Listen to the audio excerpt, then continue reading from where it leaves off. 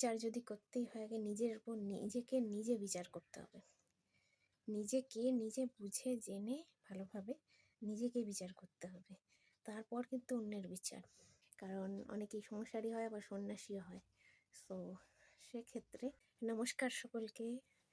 Thank you for connecting, thank you for joining, thank you for watching this video অবধি পৌঁছেছেন সেজন্য সকলকে অনেক ধন্যবাদ। ধন্যবাদ সকলকে, থ্যাংক ইউ অল। তো thank you for your support and also lots of love and blessings to all of you.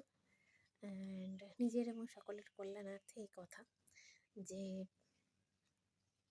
বিচার যদি করতেই হয় আগে নিজের উপর নিজেকে নিজে বিচার করতে হবে। নিজেকে নিজে বুঝে জেনে ভালোভাবে নিজেকে বিচার করতে হবে, তারপর কিন্তু অন্যের বিচার।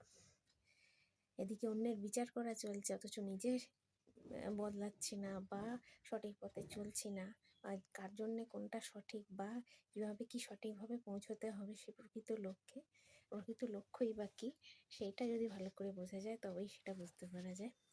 আর প্রকৃত লক্ষ্য শুধুমাত্র বাহ্যিক কথা এখানে বলা হচ্ছে না। বাহ্যিকভাবে তো বিভিন্ন লক্ষ্য, বিভিন্ন মানে যে কাজের যে বিভিন্ন লক্ষ্য আছে, যেমন যার যেমন কাজ আর কি। কেউ আঁকে, কেউ লেখে, কেউ নাচ করে, কেউ গান করে, কেউ চাকরি করে, কেউ ব্যবসা করে, যে যাই করুক, কিন্তু এখানে মূল কথা